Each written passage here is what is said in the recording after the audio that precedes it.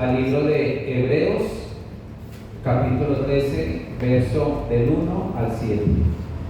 Hebreos, capítulo 13, desde el primer versículo en adelante hasta el versículo 7. ¿Ya está en la pantalla? ¿Sí? Listo. Dice la palabra de Dios: permanezca el amor fraternal. No os olvidéis de la hospitalidad, porque por ella algunos, sin saberlo, hospedaron ángeles. Acordaos de los presos, como si estuvierais presos juntamente con ellos, y de los maltratados, como que también vosotros mismos estéis en el cuerpo. Honroso sea en todos el matrimonio y el lecho sin mancilla, pero a los fornicarios y a los adúlteros los juzgará Dios. Sean vuestras costumbres sin avaricia, contentos con lo que tenéis ahora, porque digo, no te desampararé ni te dejaré. De manera que podamos decir confiadamente: el Señor es mi ayudador, no temeré lo que me pueda hacer el hombre. Acordaos de vuestros pastores, que os hablaron la palabra de Dios. Considerad cuál haya sido el resultado de su conducta e imitad su fe. Amén. Padre amado, te damos infinitas gracias, Señor, en esta hermosa noche, mi Rey, que nos regalas para estar congregados, Señor, con nuestra familia, Señor, con nuestra familia espiritual que tú nos has regalado. Gracias por este lugar, mi Dios, que nos has regalado para congregarnos, para encontrarnos en pos de ti, Señor. Mi Rey, dejamos esta palabra en tus manos, Señor, pidiéndote misericordia, Señor. Pidiéndote, Señor, que no sea mi boca, sino tú, mi Rey, el que hables en esta noche, Señor. Padre, que quites de mí en este momento mi ignorancia, Señor, que quites de mí mi pecado, Señor, y que por favor, Señor, seas tú hablando de la iglesia en esta noche, exhortando, Padre, con amor, animando con amor, mi Rey, y que esta palabra sea de bendición para cada uno de nosotros. Te lo pedimos en el nombre de Jesús. Amén y amén. Listo, mis hermanos, hoy vamos a mirar y aprender algunas cosas de esta palabra del libro de Hebreos. El libro de Hebreos, dicen los grandes teólogos, algunos dicen que fue escrito por Pablo, algunos le atribuyen este libro a Pablo, algunos teólogos dicen que no. Algunos teólogos dicen que el libro, que Pablo solo escribió 13 cartas, y que el libro de Hebreos al parecer pudo haber escrito por uno de los discípulos de Pablo, porque dicen que tiene un trasfondo literario diferente al que usaba Pablo, y también argumenta que siempre Pablo al iniciar sus cartas dice Pablo, siervo del Señor, o Pablo, apóstol del Señor, y que en este libro no lo utiliza. Pero lo cierto es que es un libro inspirado directamente por Dios. Amén. Este libro de los Hebreos fue escrito en sus comienzos, fue escrito inicialmente para el pueblo judío que empezó a caminar con el Señor, para un poco pueblo judío que empezó a creer en el Señor Jesucristo y empezó a caminar en la vida cristiana. Entonces este libro inicialmente fue escrito para ellos, para apoyarlos en no volver a la religiosidad de los sacrificios y a no dejarse ganar por la presión que tenían en el pueblo judío, porque usted sabe, como usted sabe, el pueblo judío está en la hora que en su mayoría aún no reconocen al Señor Jesucristo como Señor y como Salvador, porque ellos siguen esperando un Mesías por el estilo de David, un Mesías que llegue a destruir con mano fuerte a todos sus enemigos.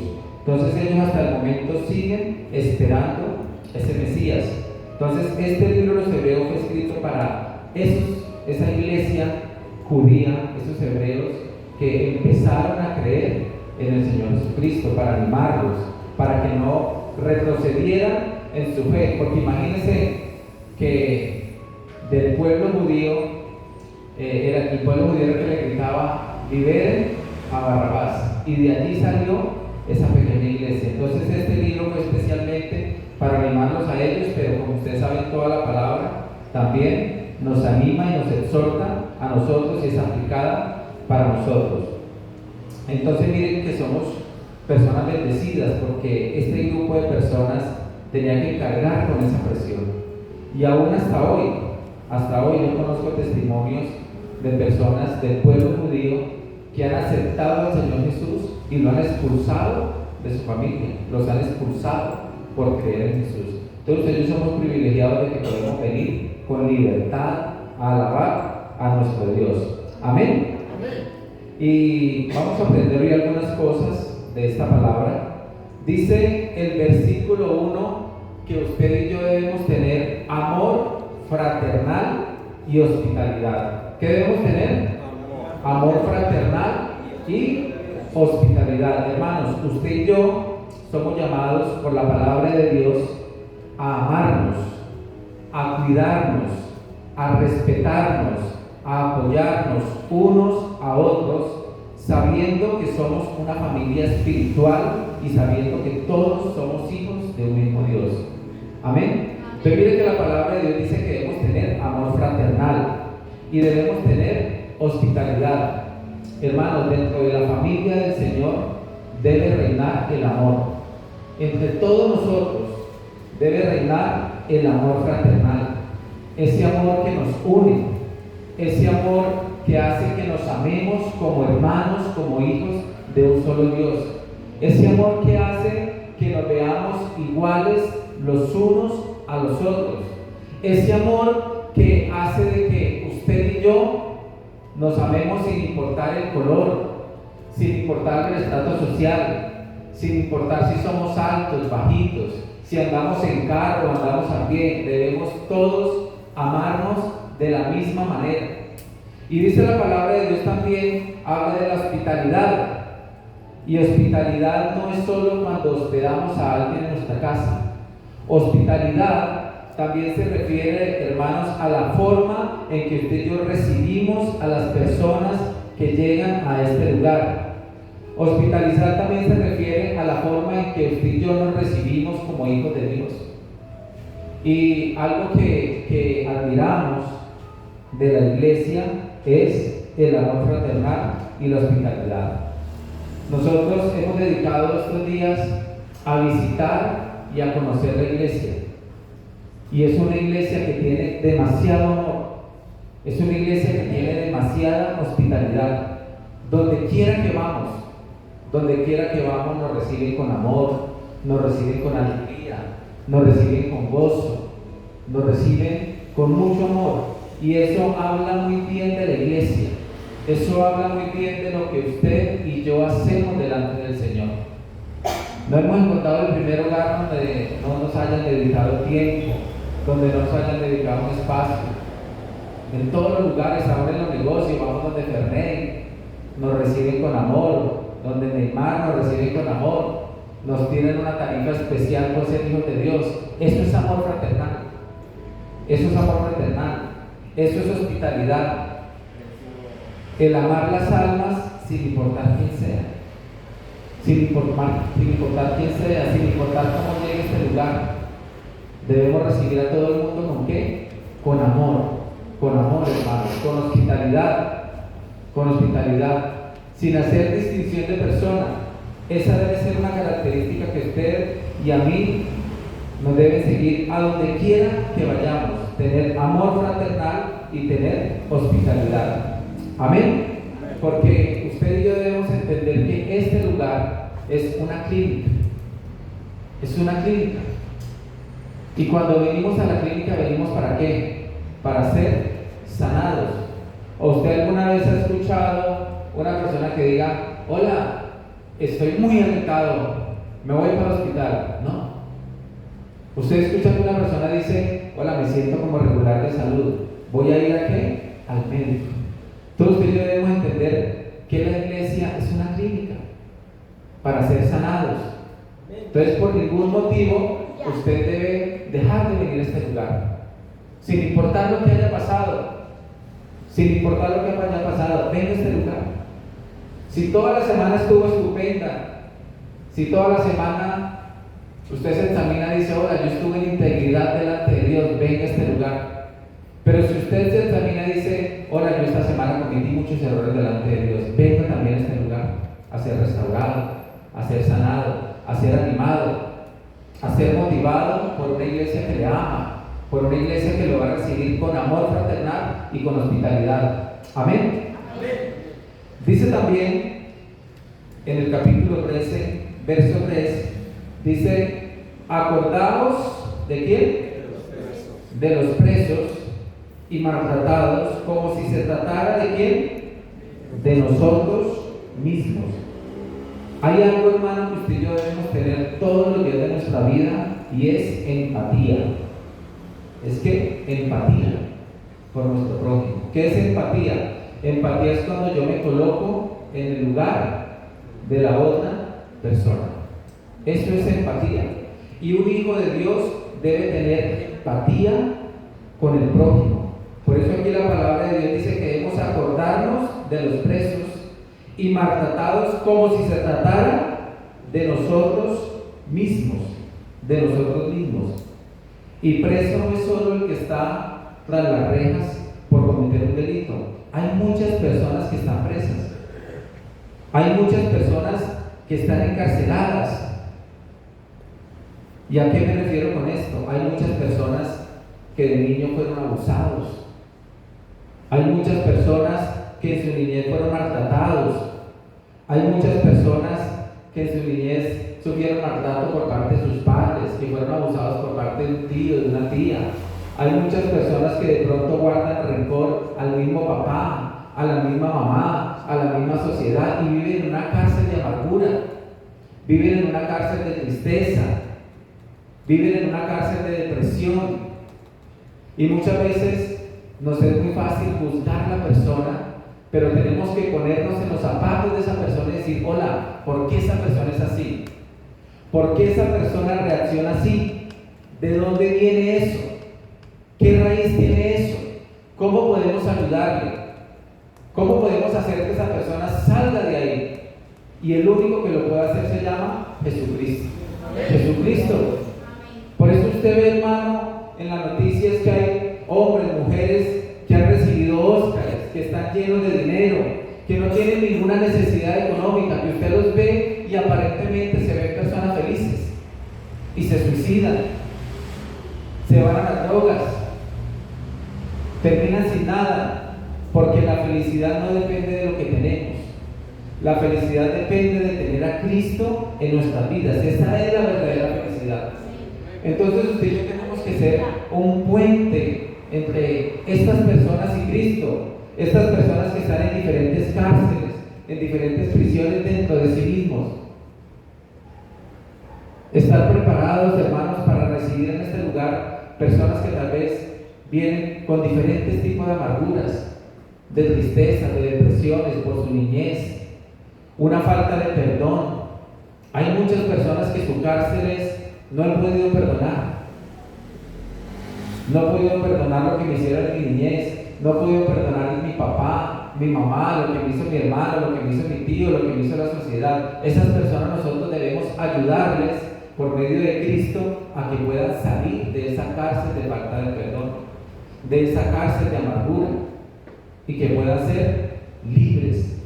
¿Y dónde más pueden ser libres si no es en este lugar? Si no es en la presencia del Señor. Entonces usted y yo, nos dice la palabra el día de hoy que debemos tener empatía con toda persona. Antes de juzgar, antes de señalar, colocarnos en los zapatos de esa persona. Entender, comprender y decir, hola, ¿por qué esta persona es así? Y si Dios la trae a este lugar es porque usted y yo debemos ayudarle a salir de esa cárcel, como dice la palabra, colocándonos allí como si fuéramos nosotros mismos. Mira lo que dice el capítulo 13, versículo 4. Dice, ¿honroso qué? Vamos a leerlo completo. Versículo 4 dice, honrosos sean todos el matrimonio y el lecho sin mancilla, pero a los fornicarios y a los adúlteros los juzgará ¿quién? Dios. Dios. Hermanos, dentro de la iglesia debe ser honroso el matrimonio y el lecho sin mancilla. ¿A qué se refiere este versículo? Se refiere a la integridad y pureza dentro del matrimonio. Repito, se refiere a la integridad. Se refiere a la integridad y pureza dentro del matrimonio. Dentro del matrimonio debemos ser personas íntegras, dentro y fuera de él. Dentro y fuera de él. Y mire que los grandes psicólogos y estudiosos de la sociedad dicen que la base de toda sociedad son ¿qué? Las familias, los hogares. Y esto no excluye la iglesia. La palabra de Dios dice: honroso el matrimonio y el lecho sin mancilla. Y la palabra honroso y lecho sin mancilla se refiere a que debemos ser íntegros dentro del matrimonio.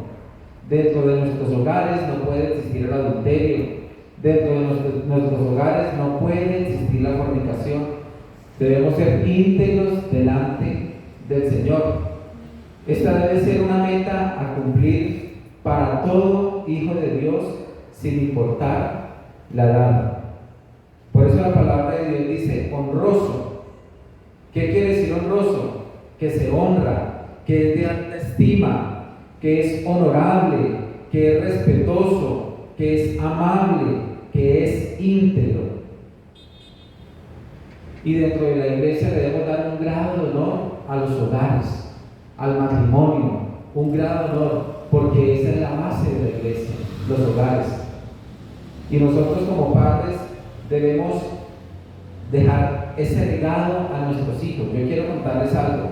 Nosotros desde hace 20 años estamos orando por la esposa de mi hijo. No la conocemos, no sabemos quién es, no sabemos si será una paisa, pero desde hace 20 años estamos orando por la esposa de mi hijo, y desde hace 10 años estamos orando por el esposo de mi hija. Ella todavía no está en edad de casarse.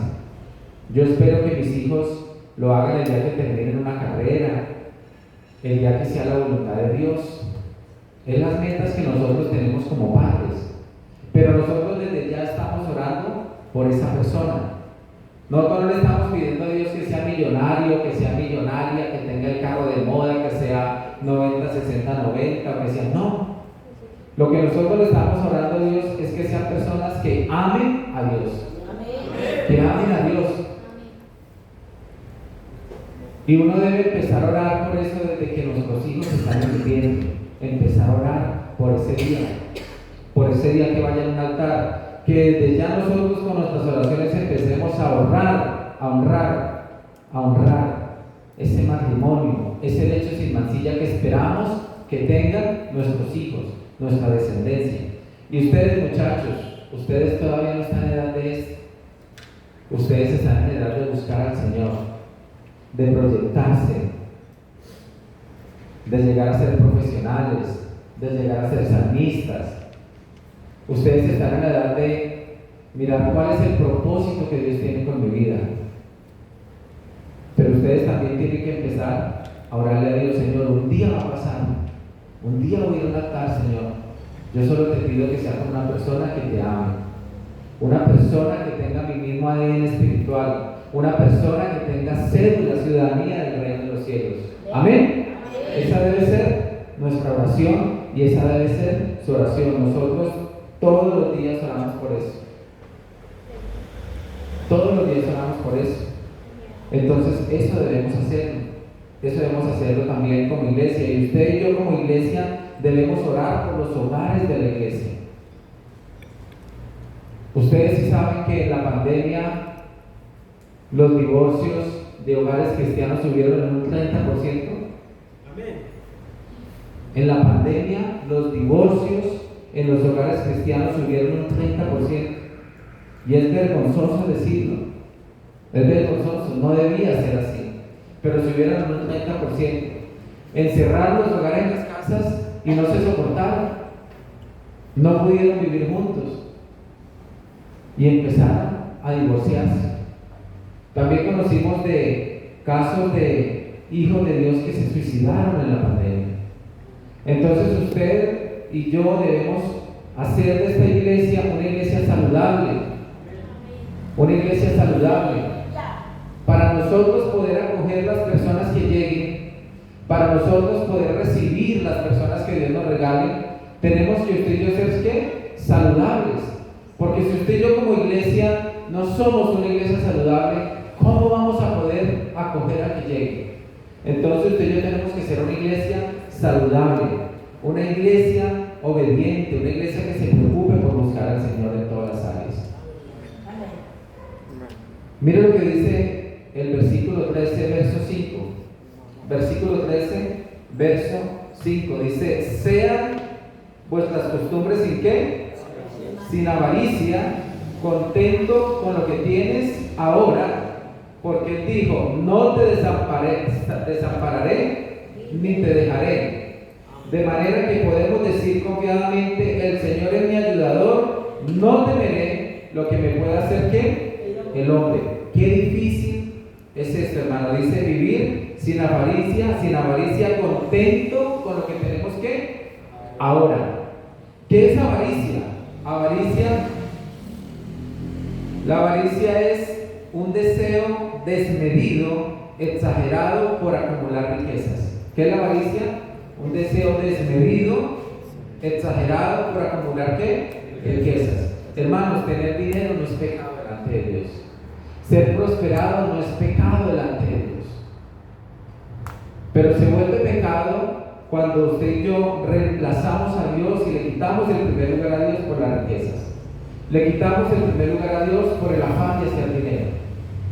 Y usted y yo no podemos caer en avaricia. En una ocasión, una persona nos dijo: ayúdenme a orar por un negocio. Yo quiero ponerme a hacer algo. Yo quiero salir adelante. Mire, ayúdenme. Y nos pusimos un poco de líderes a orar por esa familia. Señor, provéales un negocio. Mire, Señor, que ellos están pasando necesidades. Provéales, Señor, ayúdales. Hermano, más o menos después de un año Dios les dio el negocio. Les entregó el negocio, un negocio próspero, un negocio de bendición. Hola, no volvieron a la iglesia. ¿Por qué? Porque ya el negocio no les daba tiempo para congregarse. Ya no podían cerrar el negocio para ir al culto. Ya no podían cerrar el negocio para ir al ayuno. Ya no podían cerrar el negocio. Entonces, usted y yo no podemos quedarnos con la bendición y olvidarnos del Dios de la bendición. El Dios de la bendición debe ocupar el primer lugar en nuestras vidas. Y de esa forma, Dios nos seguirá bendiciendo. Si le demostramos a Él que nada le va a quitar a Él el primer lugar en nuestra vida, en nuestra familia, en nuestra iglesia. Y esta parte que sigue siendo bien difícil de cumplir, hermanos. Bien difícil. Dice: contento con lo que tenemos ¿cuándo? Ahora, con lo que tenemos hoy. Usted y yo tenemos que vivir felices con lo que Dios nos da ¿qué? Hoy. Con lo que Dios nos da hoy, usted y yo tenemos que estar ¿qué?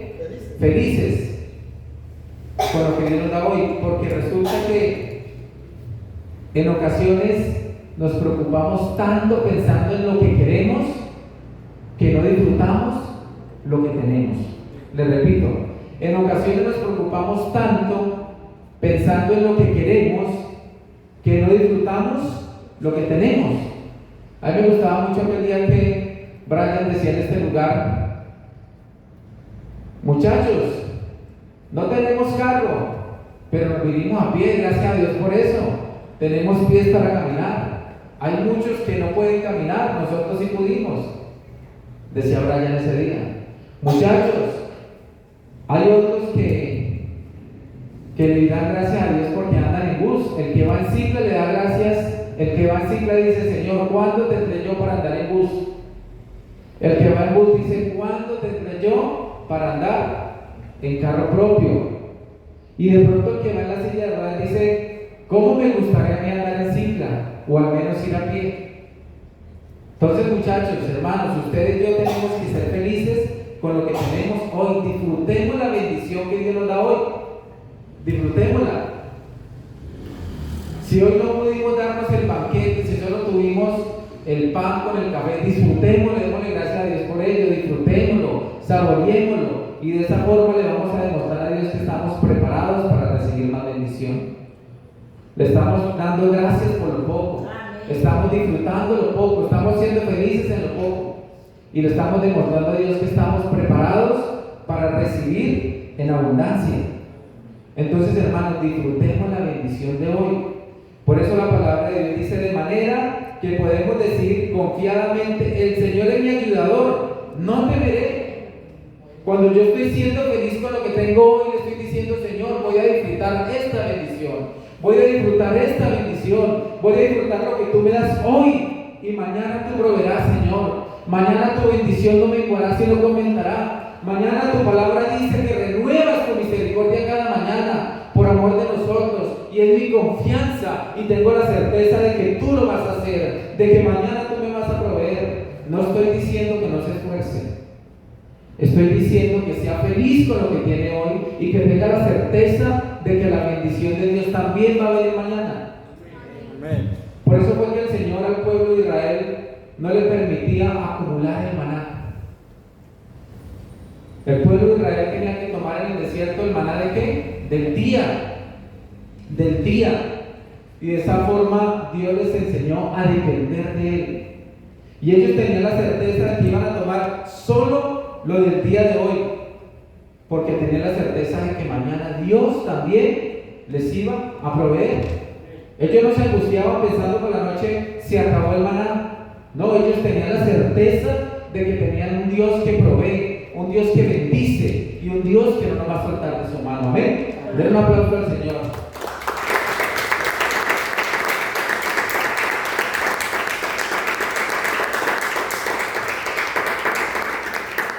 Vamos a ir al versículo 7. Versículo 7. Dice el versículo 7: acordaos de vuestros pastores que os hablaron la palabra de Dios. Considerad cuál haya sido el resultado de su conducta e imitar ¿qué? Su fe. Hermanos, debemos acordarnos de nuestros pastores. Acordémonos de ellos. Yo esta semana por el grupo les coloqué que por favor oráramos por el pastor Enrique, que el pastor Enrique estuvo delicado de salud. ¿Cuántos oraron por el pastor Enrique? Amén. Amén. Y debemos seguir orando por él. Acuérdese, hermano, de aquellos hombres que le predicaron a usted la palabra. Hónrelos con una llamada, hónrelos con una oración. Si los puede bendecir, bendígalos. Dice que nos debemos acordar de nuestros pastores que os hablaron la palabra de Dios.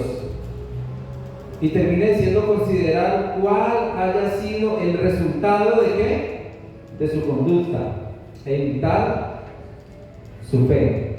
Aquí la palabra de Dios termina hablándonos del resultado de la conducta, del resultado de la conducta y de imitar la fe.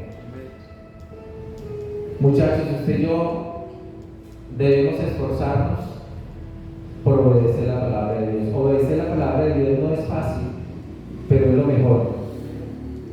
No es fácil, pero es que es lo mejor, muchachos. Obedecer la palabra de Dios es lo mejor. Es lo mejor. Nosotros nos vamos a esforzar muchísimo por ser íntegros delante de Dios y delante de la iglesia. Nos vamos a esforzar muchísimo porque nuestro testimonio dé un resultado de conducta, y todos debemos esforzarnos por esto, por ser íntegros delante de Dios y delante de los hombres. ¿Ser qué? Íntegros. Esforzarnos porque nuestra conducta delante de Dios sea intachable, por ser obediente, porque la palabra de Dios no es solo para aprendernos la memoria. La palabra de Dios es para vivirla. La palabra de Dios es para obedecerla. No solo para aprenderla, muchachos, es para obedecerla. Porque ¿de qué me sirve conocer la palabra de Dios si no la obedezco?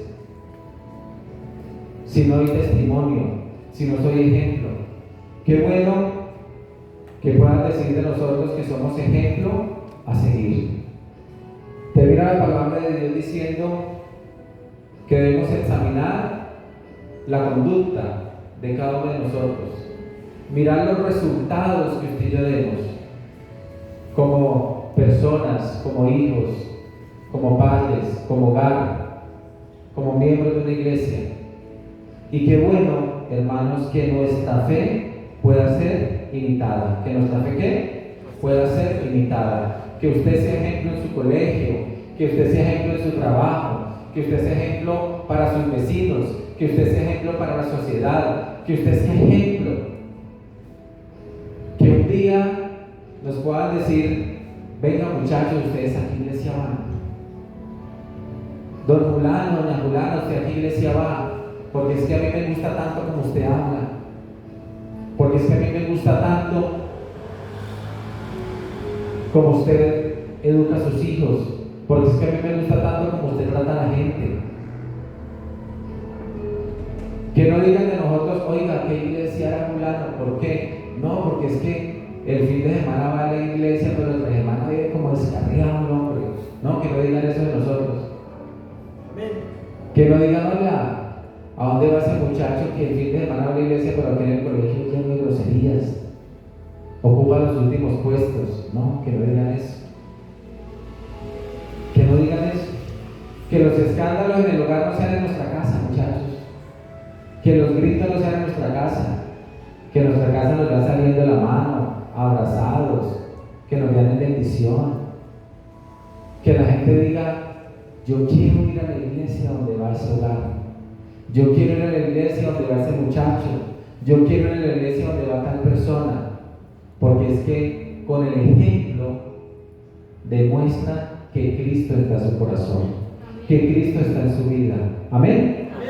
Eso es lo que la palabra de Dios nos dice en esta noche. Espero, mis hermanos, que meditemos en esta palabra, que la pongamos en práctica. Todos, Dios nos habla a todos, no le habla solo a uno ni a dos, nos habla ¿qué? A todos. Que todos nos convirtamos en un ejemplo de fe. ¿A qué? A seguir, a seguir. Que con nuestro testimonio, que con nuestra forma de hablar, de pensar, de razonar, de amar al prójimo, podamos testificar, podamos predicar de Cristo. Amén. Vamos a orar, mis hermanos. Vamos a orar para despedirnos en bendición. Vamos a orar también por las ofrendas, por los diezmos que hayamos traído.